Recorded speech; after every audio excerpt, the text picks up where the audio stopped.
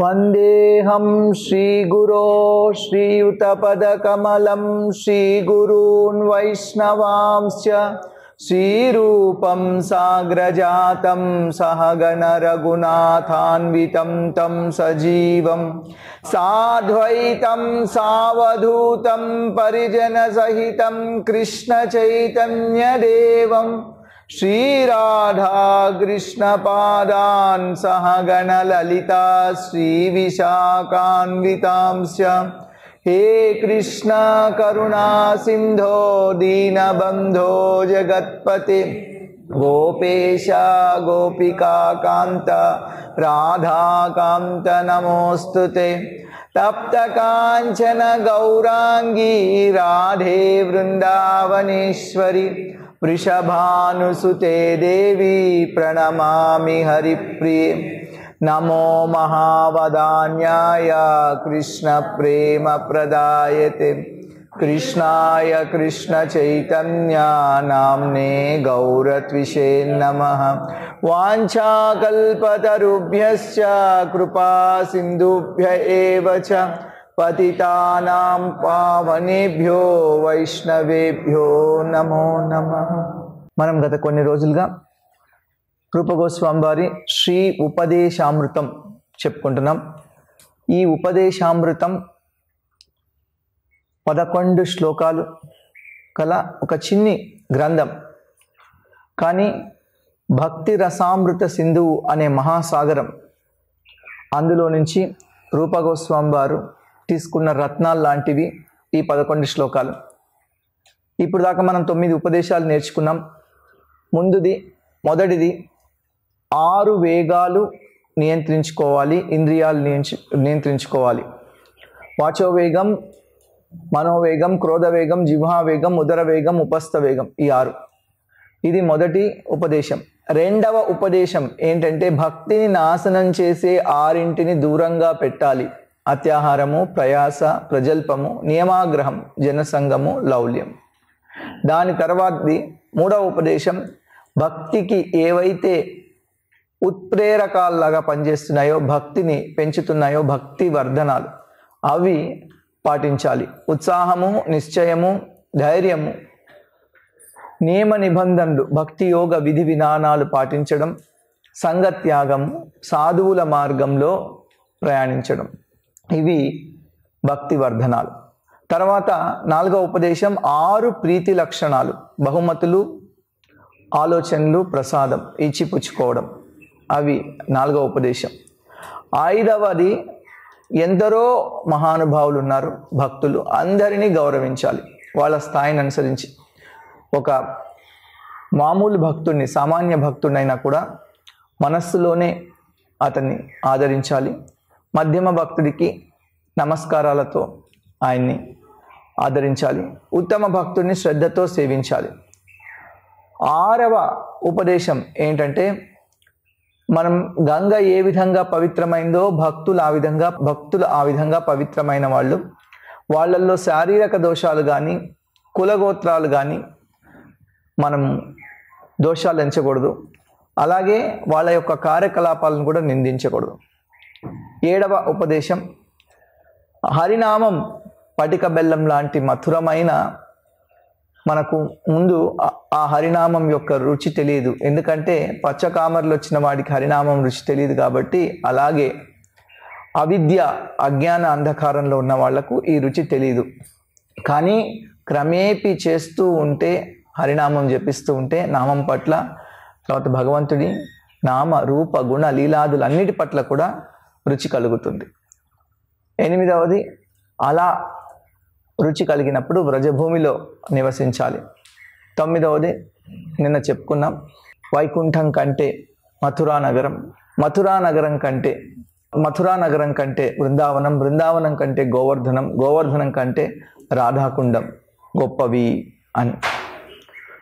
ఇప్పుడు కాబట్టి ఆ రాధాకుండాన్ని ఆశ్రయించాలి అని చెప్తున్నారు. ఇవాళ ఈ 10వ శ్లోకం, 10వ ఉపదేశం. ఇక్కడ ఏం చెప్తున్నారంటే ఈ రాధాకుండం కృష్ణుడికి ఎంత ప్రియమైనది, రాధారాణి ఎంత ప్రియమైనదో రాధాకుండం అంత ప్రియమైనది. రాధారాణి ఎంత ప్రియమైనదో ఈ రాధాకుండం అంతే. రాధాకుండం కృష్ణునికి ఎంత ప్రియమైనదో రాధారాణి అంత ప్రియమైనది. అంటే కృష్ణుడికి చాలా ఇష్టం అన్నమాట. ఈ 10వ శ్లోకం చదువుకుందాం. కర్మిభ్య పరితో హరే ప్రియతయా వ్యక్తిం యయుర్జ్ఞానినః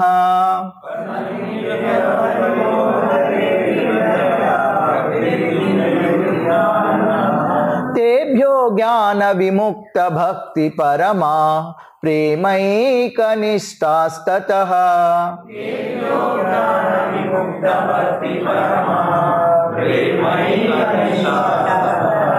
తేభ్యస్తా పశుపాల పంకజదృశ తాభ్యోపి సారాధికా.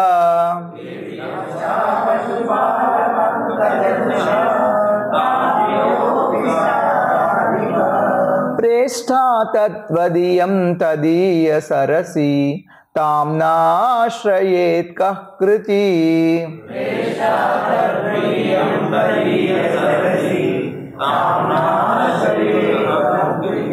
హరినామం కూడా మంగళహారతిలో ఉన్నప్పుడు పాడట్లేదు, నుంచొని ఉన్నారు. అలాగే దామోదరాష్టకం కూడా మీరు చాలామంది గొనుక్కుంటున్నారు. అలా కాకుండా పెద్దగా చెప్పండి మంచిగా. కర్మిభ్య పరితో హరే ప్రియతయా వ్యక్తిం యయుర్జ్ఞానినః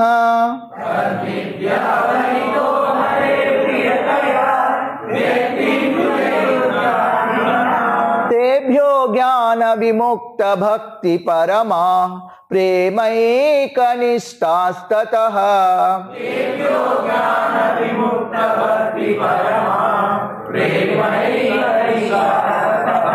తేభ్యస్తా పశుపాల పంకజదృశః తాభ్యోపి సారాధికా.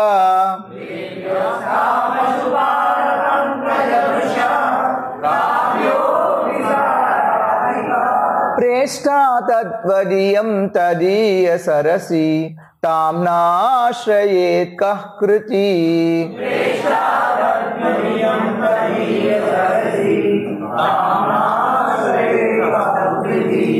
అన్ని శ్లోకాల్లో చెప్పినట్టే ఇక్కడ కూడా 6 విషయాలు చెప్పారు. కర్మిభ్య పరితో హరే ప్రియతయా వ్యక్తి. ఇక్కడ చెప్తున్నారు ఏమిటంటే కర్మిష్ఠులంటే భగవంతుడికి ఇష్టము. ఎందుకంటే వీళ్ళు వైదిక మార్గంలో ఉన్నారు కాబట్టి భగవంతుడిని అంగీకరిస్తున్నారు. భగవంతుడు ఉన్నాడు అని భగవంతుడి యొక్క నిర్దేశాలను వేదాన్ని పాటిస్తారు. కర్మిభ్య పరితో హరే ప్రియతయా వ్యక్తిం యయుర్జ్ఞానినః. కానీ వాళ్ళకంటే కూడా జ్ఞానులంటే భగవంతుడికి ఇష్టం. కర్మిష్ఠులంటే ఇష్టం, వాళ్ళకంటే జ్ఞానులంటే ఇష్టం. ఆ తర్వాత ఆ జ్ఞానుల కంటే తేభ్యో జ్ఞాన విముక్త భక్తి పరమా. అటువంటి జ్ఞానుల కంటే కూడా పూర్తిగా కర్మ జ్ఞానాలు తొలగిపోయిన భక్తి యోగులంటే భగవంతుడికి చాలా ఇష్టం. ఆ భక్తులందరిలో మళ్ళీ ప్రేమైకనిష్టాస్తతః. ప్రేమ భక్తులంటే ఎవరైతే భగవత్ ప్రేమ పట్ల నిష్ట కలిగి ఉన్నారో అటువంటి ప్రేమ భక్తులంటే ఇంకా చాలా ఇష్టం. తేభ్యస్తా పశుపాల పంకజదృశః. వాళ్ళందరిలో కంటే కూడా గోపికలు అంటే కృష్ణుడికి చాలా ఇష్టం. ఆ ప్రేమ భక్తులందరిలో, ఆ గోపికలందరిలో తాభ్యోపి సారాధిక. రాధారాణి అంటే చాలా ఇష్టం. అంటే ముందుగా కర్మిష్ఠుల కంటే జ్ఞానులంటే ఇష్టం, జ్ఞానుల కంటే కర్మ జ్ఞానాలు తొలగిపోయిన భక్తి యోగులంటే ఇష్టం. ఆ భక్తి యోగుల్లో కూడా ప్రేమ భక్తులంటే చాలా ఇష్టం. ఆ ప్రేమ భక్తుల్లో గోపికలంటే చాలా ఇష్టం. ఆ గోపికల్లో రాధారాణి అంటే చాలా ఇష్టం అన్నారు. ప్రేష్ఠా తద్వదీయం తదీయ సరసి తాం నాశ్రయేత్ కః కృతి. అలాగే రాధారాణి అంటే ఎంత ఇష్టమో రాధాకుండం అంటే కూడా అంతే ఇష్టము. అటువంటి రాధాకుండాన్ని ఆశ్రయించని వాళ్ళు ఎవరుంటారు అంటే ఎవ్వరు కూడా ఉండరు. అటువంటి రాధాకుండాన్ని ఆశ్రయించని కృతి అంటే గొప్పవాడు, భాగ్యవంతుడు. కః కృతి ఎక్కడుంటాడు? తాం నా ఆశ్రయేత్ కః కృతి, అటువంటి రాధాకుండాన్ని ఆశ్రయించని గొప్పవాడు ఎక్కడుంటాడు అంటే ఉండనే ఉండడు. అంటే రాధాకుండంని ఆశ్రయించని వాళ్ళెవరు కూడా గొప్పవాళ్ళు కాదు అని. మొదటి విషయం ఏం చెప్తున్నారంటే కర్మిష్ఠుల కంటే హరికి జ్ఞానులు ప్రియమైన వాళ్ళు. వీళ్ళు మంచివాళ్లే, కర్మిష్ఠులు. మనం కర్మిష్ఠులు అని చెప్పుకుంటాం కదా. వాళ్ళు శాస్త్రంలో చెప్పినవి కొన్ని పాటిస్తుంటారు, కానీ ఇంద్రియ తృప్తి కోసమే అవన్నీ చేస్తుంటారు. కానీ వాళ్ళు అసలు ఏమీ పాటించని వికర్ముల కంటే కూడా వాళ్ళు చాలా గొప్పవాళ్ళు. ఎవరు వీళ్ళు? వైదిక ఆదేశాల్లో విశ్వాసం కలవారు వీళ్ళు. అంటే భగవంతుడు చెప్పింది, వేదం చెప్పింది, శాస్త్రం చెప్పింది దానిలో కొంచెం విశ్వాసం ఉంది. కాబట్టి వీళ్ళు అసలు విశ్వాసం లేని వాళ్ళు, శాస్త్రానికి వ్యతిరేకంగా చేసే వికర్ముల కంటే గొప్పవాళ్ళు. కాబట్టి కృష్ణుడికి వీళ్ళు ఇష్టం. ఎందుకంటే ఏదో ఒకటి వీళ్ళు భగవంతుడిని అంగీకరిస్తున్నారు, శాస్త్రం వీళ్ళు అనుసరించాలని ప్రయత్నిస్తున్నారు, అది ఇంద్రియ తృప్తి కోసమే చేస్తున్నారు. అయినా కానీ ఒక ధార్మికమైన పద్ధతిని ఎంచుకున్నారు. కాబట్టి ఈ కర్మిష్ఠులు అంటే భగవంతుడికి ఇష్టం. అసలు ఏమీ లేని వాళ్ళ సంగతి చెప్తున్నారు శ్రీల ప్రభుపాదుల వారు. వికర్మ మాత్రమే చేసేవాళ్ళు. నూనం ప్రమత్త కురుతే వికర్మ యదింద్రియ ప్రీతయ ఆప్రునోతి నసాధు మన్యే యత ఆత్మనోయం అసన్నపి క్లేశద ఆస దేహ అంటున్నారు. కొంతమంది ప్రమత్త అంటే పిచ్చివాళ్ళు. నూనం ప్రమత్త కురుతే వికర్మ, వాళ్ళు చేసేదంతా వికర్మ. వికర్మ అంటే కర్మ కానిది, అంటే శాస్త్ర విరుద్ధమైనవే చేస్తుంటారు. ఎందుకు చేస్తుంటారు? యదింద్రియ ప్రీతయ ఆప్రునోతి, ఇంద్రియాలను తృప్తిపరచుకోవడం కోసము వాళ్ళు ఇటువంటివి చేస్తూ ఉంటారు. నిజానికి ఇంద్రియాలు తృప్తిపరచుకోవాలన్నా కూడా శాస్త్రబద్ధమైన ధార్మికమైన మార్గం ఎంచుకోవడం సరైన పద్ధతి. కర్మలు అదే చేస్తున్నారు కర్మిష్ఠులు. వీళ్ళు మాత్రం అసలు ఏమి పట్టించుకోకుండా వాళ్ళు ఇష్టం వచ్చినట్టు చేస్తున్నారు. ఇటువంటి వాళ్ళు పిచ్చి వాళ్ళు అంటున్నారు. ఋషభదేవుడు చెప్తున్నారు, నా సాధు మన్యే, నేను వాళ్ళని సాధువులుగా అంగీకరించను, భావించను, అది కరెక్ట్ కాదు, అది సరైనది కాదు. నా సాధు మన్యే యతాత్మనోయం అసన్నపి క్లేశద ఆసదేహ. వాళ్ళు ఈ విధంగా వాళ్ళ జీవితాన్ని వాళ్ళు వ్యర్థం చేసుకుంటూ వాళ్ళు మళ్ళీ భౌతిక జన్మలు పొందుతున్నారు. పరాభవస్తావదబోధజాత, అటువంటి వాళ్లకు పరాభవమే కలుగుతుంది, అపజయమే కలుగుతుంది. అంటే వికర్మ, భగవంతుని పట్టించుకోకుండా, శాస్త్రం పట్టించుకోకుండా, దేని మీద విశ్వాసం లేకుండా, ఇంద్రియ తృప్తి కోసం దొరికింది అనుభవిస్తూ, అంటే ఇంద్రియ తృప్తి కోసమే ప్రయత్నిస్తూ తప్పుడు మార్గాల్లో వెళ్తున్న వాళ్ళందరికీ కూడా పరాభవం తప్పదు. పరాభవత్ తావత్ అబోధజాత అని చెప్పారు. అట్లా ఇంద్రియాలు తృప్తిపరుచుకుంటూ కాలాన్ని వృధా చేసే ఎంతో మందిలో వేల కొలది అటువంటి వాటిలో ఒక్కడెవరో ఈ కర్మ మార్గం నుంచి ముందుకు వెళ్ళి జ్ఞాన స్థితిని పొందుతాడు. జీవితం యొక్క ఉన్నత ప్రమాణాలని అతను తెలుసుంటుంది. అటువంటి వాడిని జ్ఞాని అంటాడు. అంటే వికర్మి జ్ఞాని ఎవడు?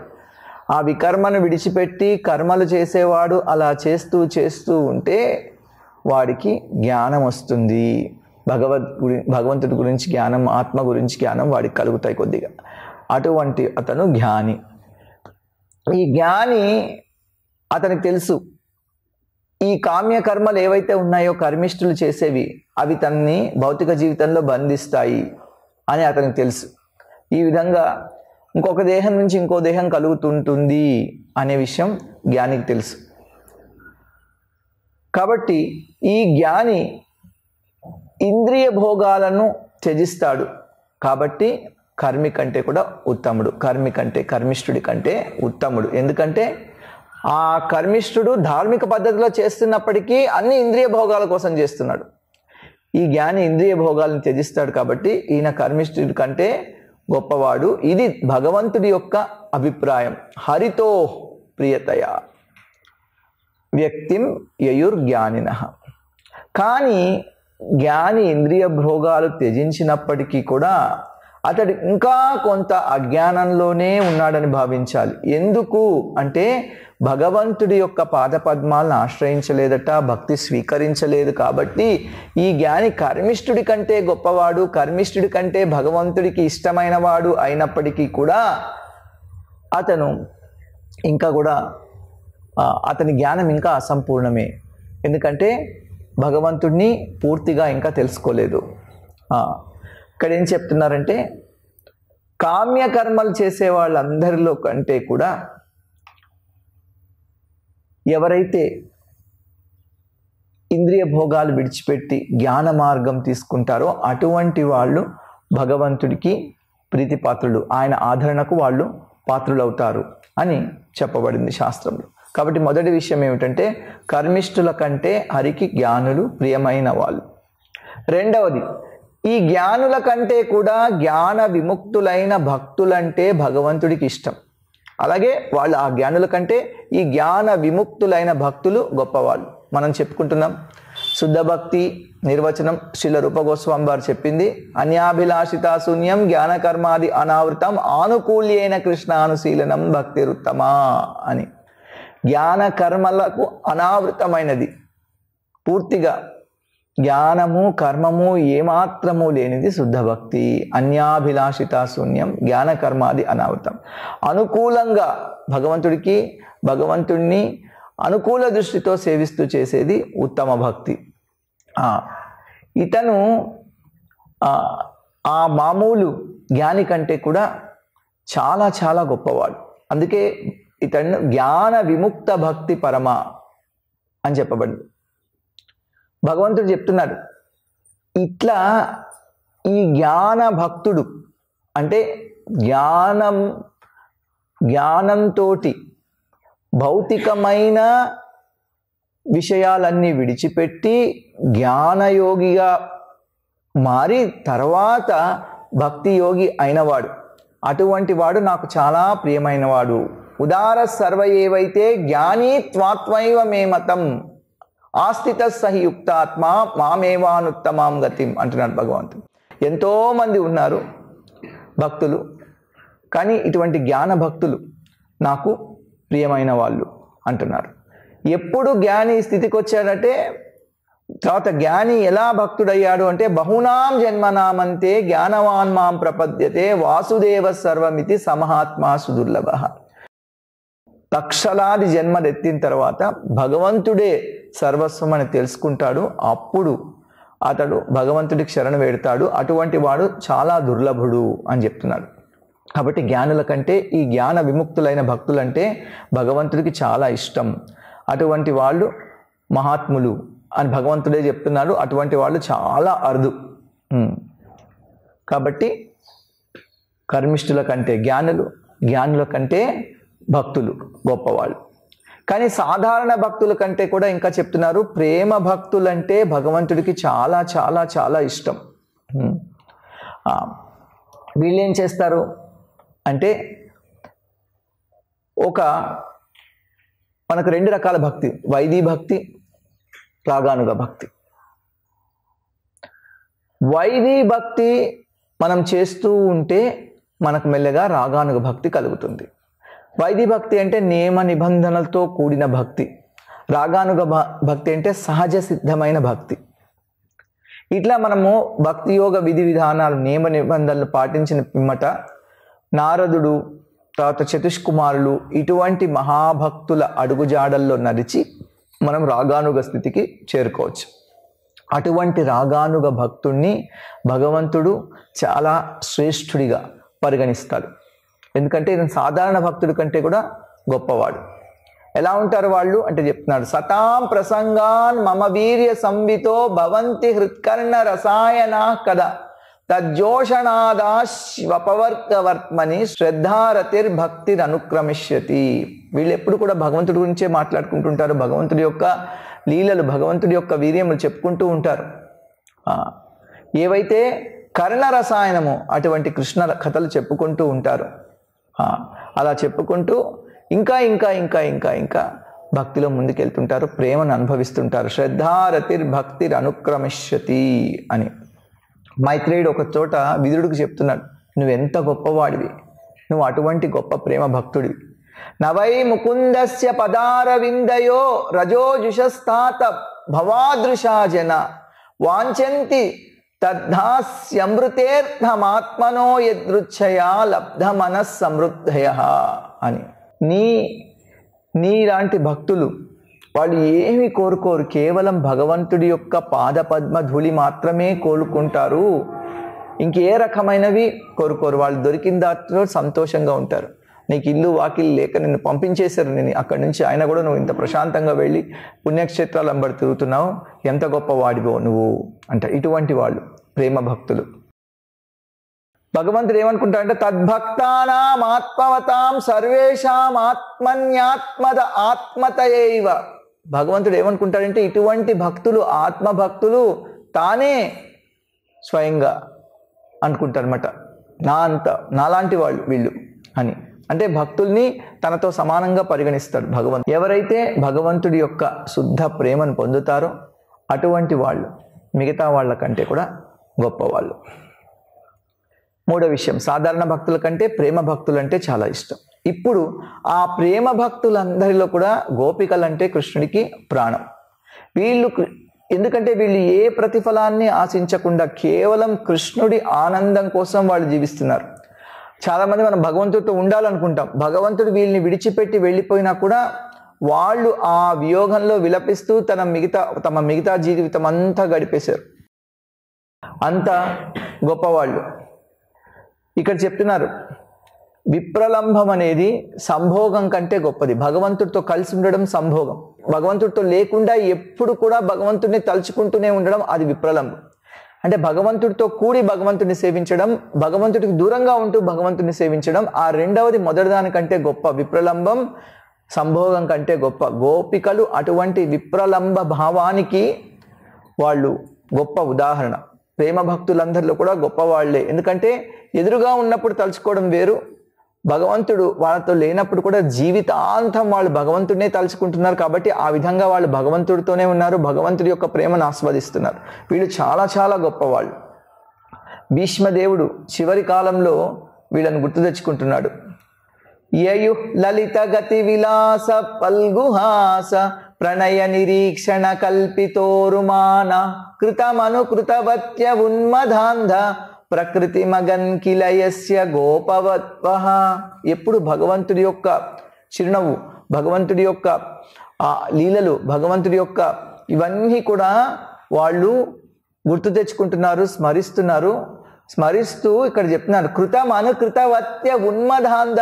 వాటిల్ని అనుకరిస్తున్నారు అంటే ఆ లీలలను ప్రదర్శిస్తున్నారు. వాళ్ళు నాట్యం చేస్తూ చేతులతోటి, వాళ్ళ హావభావాలతోటి, మాటలతోటి కృష్ణుడి యొక్క లీలలను ఎప్పుడూ పిచ్చి వాళ్ళలాగా అనుకరిస్తున్నారు.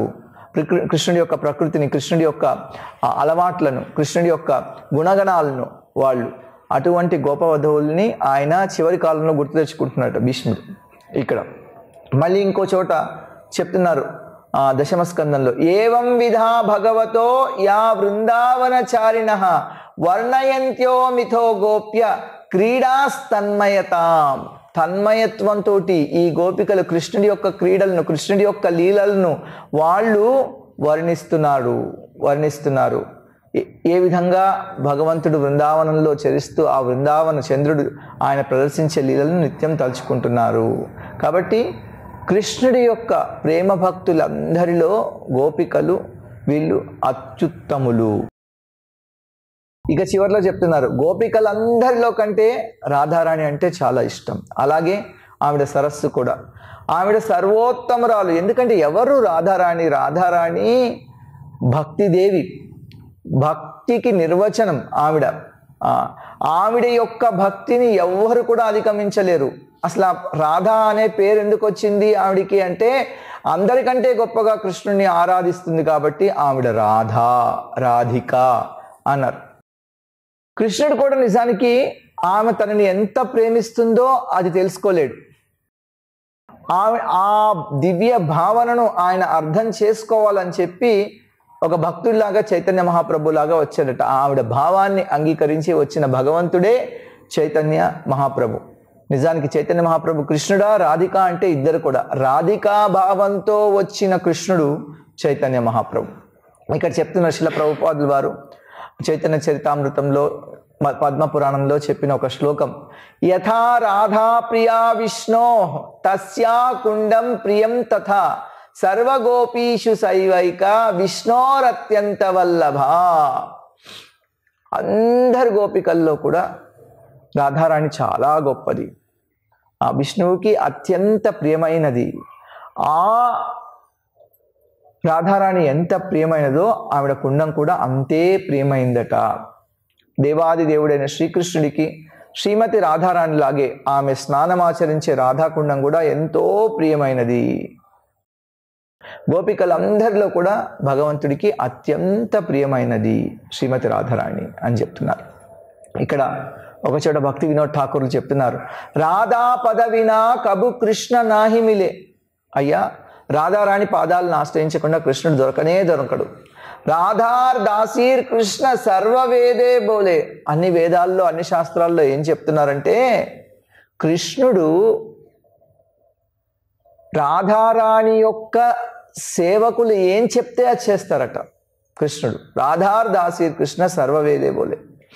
ఈ విధంగా రాధారాణి గోపికలందరిలో కూడా, భక్తులందరిలో, గోపికలందరిలో సర్వోత్తమురాలు. అదేవిధంగా ఆవిడ యొక్క కొలను కూడా సర్వోత్తమ ప్రదేశం. అట్టి రాధాకుండాన్ని ఆశ్రయించకుండా ఎవరుంటారు అంటున్నారు 6వ విషయం.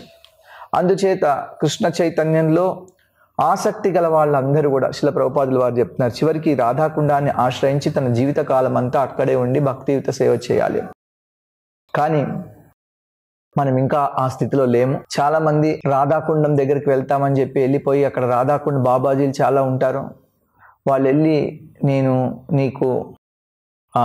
నువ్వు ఆధ్యాత్మిక లోకంలో ఎవరో చెప్తాను, దాన్ని ఏమంటారు, సిద్ధ ప్రణాళి అంటే ఏమిటి? వాళ్ళు నువ్వు ఎవరు కృష్ణలీలలో నేను చెప్తాను ఆధ్యాత్మికంలో అని మన దగ్గర కొన్ని డబ్బులు తీసుకొని అలా ఏవో చెప్తే అవి చూసి చాలామంది మోసపోయి ఓహో నేను రాధాకుండం దగ్గర ఉంటున్నాను, నేను గొప్ప భక్తుడిని అయిపోయాను అనుకుంటున్నారు. శిల ప్రభుపాదులు వారు చెప్పారు, రాధాకుండంలో స్నానం చేయొచ్చా అని అడిగారు. ఇక్కడేమో స్నానం చేయండి అని చివరి శ్లోకంలో కూడా చెప్తున్నారు. ఆయన చెప్పారు, ముందు మొదటి ఉపదేశం పాటించండి. మొదటి ఉపదేశం ఏమిటంటే అన్ని ఇంద్రియాలు నియంత్రించుకోవాలి. తర్వాత 10వ దానికి 11వ దానికి తర్వాత వద్దాం, ఆ ముందు చాలా ఉన్నాయి, అవన్నీ పాటించండి అని చెప్పారు. మనం హరినామం సిద్ధంగా జపం చేయాలి, బృందావనంలో ఉండాలి, ఆచార్యుల మార్గనిర్దేశంలో ఉండాలి. అప్పుడు రాధారాణి గొప్పతనాన్ని, రాధాకుండాన్ని ఆశ్రయించవచ్చు. కాబట్టి తొందరపడి మనము అలా చేస్తే మనకు అక్కడ అపరాధాలు చేసి మనం భక్తిని పోగొట్టుకుంటాం. కాబట్టి రూపగోస్వామి వారు ఈ శ్లోకంలో చెప్పిన పరమార్థం ఏమిటంటే కర్మిష్ఠుల కంటే జ్ఞానులు గొప్పవాళ్ళు, జ్ఞానుల కంటే భక్తులు గొప్పవాళ్ళు, భక్తుల్లో ప్రేమ భక్తులు గొప్పవాళ్ళు, ప్రేమ భక్తులందరిలో గోపికలు గొప్పవాళ్ళు, గోపికలందరిలో రాధారాణి గొప్పది. రాధారాణి ఎంత గొప్పదో ఆమె రాధాకుండం కూడా అంతే గొప్పది, కృష్ణుడికి ఇష్టమైనది. అటువంటి రాధాకుండాన్ని ఆశ్రయించి ఉండాలి అని చెప్తున్నారు. హరే కృష్ణ. ఇప్పుడు ఎవరికైనా ఏమైనా ప్రశ్నలు ఉంటే అడగచ్చు.